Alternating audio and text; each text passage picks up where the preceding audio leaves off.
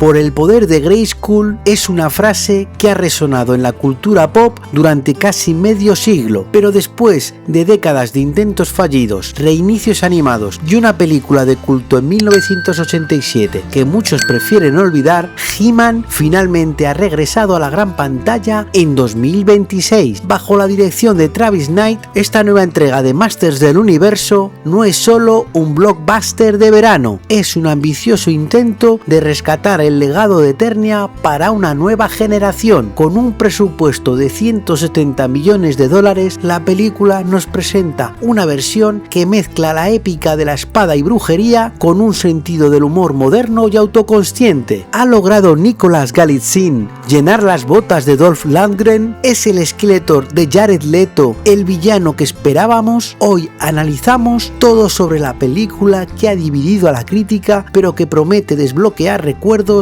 que no sabías que tenías. Un desarrollo digno de una odisea. Para entender la magnitud de esta película debemos mirar atrás. El camino hacia 2026 fue literalmente una odisea de producción que duró casi 20 años, desde directores como John Woo en 2007 hasta proyectos cancelados en Netflix tras gastar 30 millones de dólares. La franquicia parecía maldita. Finalmente Amazon Studios tomó la rienda, confiando el proyecto a Travis Knight, el cerebro detrás de Bumblebee, uno de los pilares del prestigioso estudio de animación Laika. Knight decidió alejarse del exceso de CGI que domina el cine actual. En lugar de eso, apostó por sets prácticos y localizaciones reales para que Eternia se sintiera viva y física. El rodaje, que comenzó en enero de 2025, llevó al equipo desde los imponentes paisajes volcánicos de Islandia y las cumbres nevadas de los Dolomitas en Italia hasta las catedrales góticas de Inglaterra. Esta decisión visual es uno de los puntos más fuertes de la cinta, otorgándole una escala épica que recuerda a clásicos de la fantasía.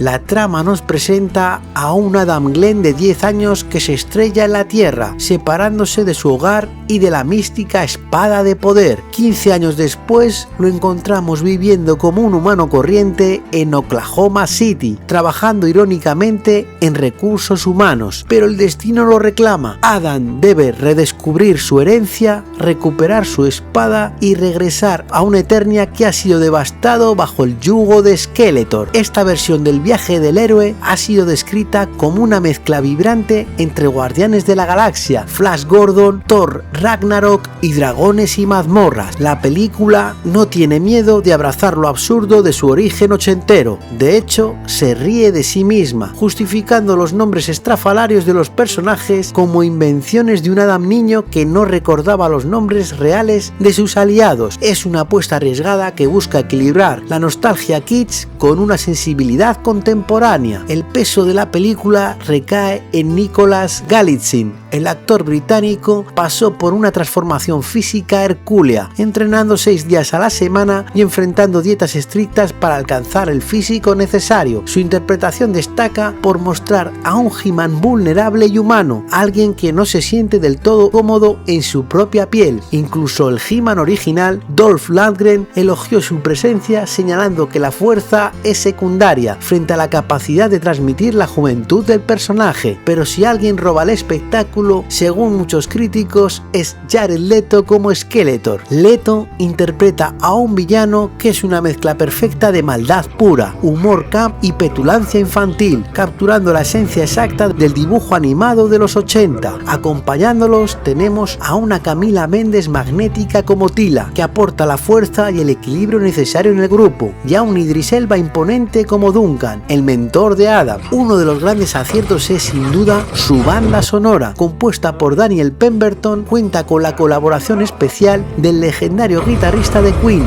Brian May. Juntos han creado un sonido que evoca al heavy metal de los 80, modernizando los temas clásicos de He-Man sin que resulten vergonzosos. El uso de canciones de Queen y de Darkness potencia ese sentido de aventura épica y desenfrenada. Visualmente, el diseño de producción es impecable, desde la recreación del castillo Grayskull, que luce exactamente como en los dibujos, hasta el diseño de criaturas y vehículos como el Sky Sled o la nave de Skeletor.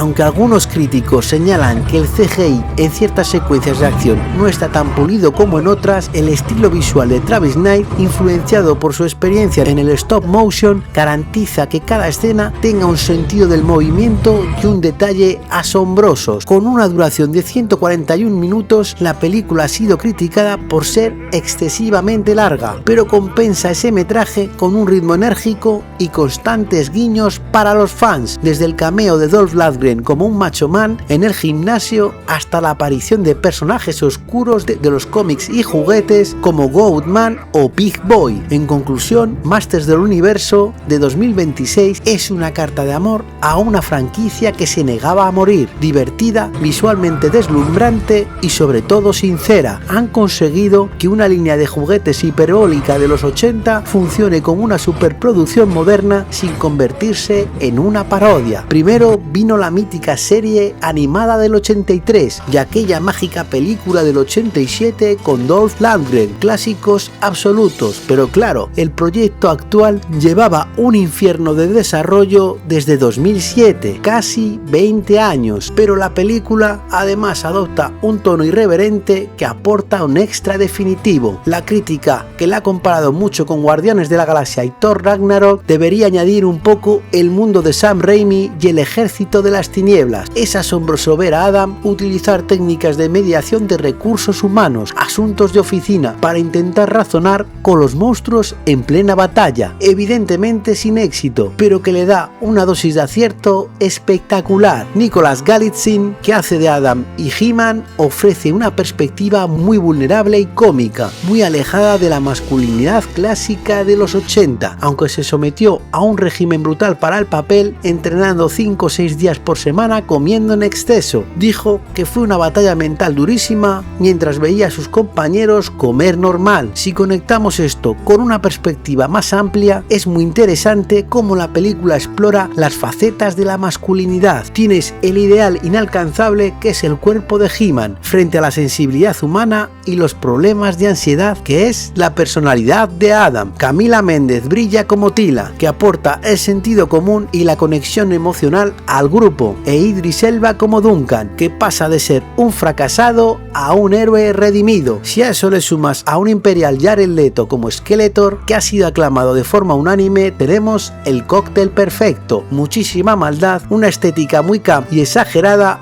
y un humor brutal. Pero hay que añadir que incomprensiblemente esta mezcla no ha convencido a todo el mundo. Claro, los críticos elogian el estilo de Travis Knight y a Leto, pero muchos penalizan el metraje. Dura 141 minutos, 2 horas y 20 minutos. Para muchos es excesivamente larga y hacia el final un poco derivativa, pero para los que amamos a He-Man desde pequeños es pura adrenalina ochentera, con homenajes a la peli infravalorada del 87, incluyendo personajes que solo salieron ahí como el demonio Garg o Big Boy. Pero el momento cumbre de la nostalgia, además del cameo de Dolph Lundgren, el He-Man original, es cuando Adam consigue su espada en una tienda underground. Torak es el nombre del personaje conceptual creado en 1979 por el diseñador Mark Taylor, considerado el padre estético de Masters del Universo. Originalmente, Taylor imaginó a Torak como un héroe troglodita y gladiador, cuyo diseño sirvió como base fundamental para la creación del icónico He-Man. En la película es un guiño tan atronador como espectacular. La dificultad de Masters del Universo es satisfacer a los devotos de la franquicia original y al mismo tiempo justificar un presupuesto de casi 200 millones para el público general. He-Man y los Masters del Universo versión 2026 es un espectáculo visual grandilocuente que triunfa al no tomarse demasiado en serio a sí misma. Gracias al meticuloso trabajo práctico de Travis Knight, a la comedia de Galitzine y a la excentricidad de Jared Leto, sobrevive a su propio metraje abultado y a los clichés del género. Un espejo que nos devuelve nuestros recuerdos de infancia, pero filtrados por las sensibilidades modernas y que llega a superar incluso la versión de 1987. La película es una carta de amor al material original, una buena recompensa para quienes crecieron con los cómics y los dibujos animados. Para algunos será demasiado tontorrona, pero para otros, entre los que me incluyo, es el regreso triunfal que He-Man merecía desde hace décadas. Esperemos que esta película provoque iniciar una nueva y gigantesca era dorada para Eternia, aunque al final habrá que ver si el público masivo finalmente levanta la espada mágica o no.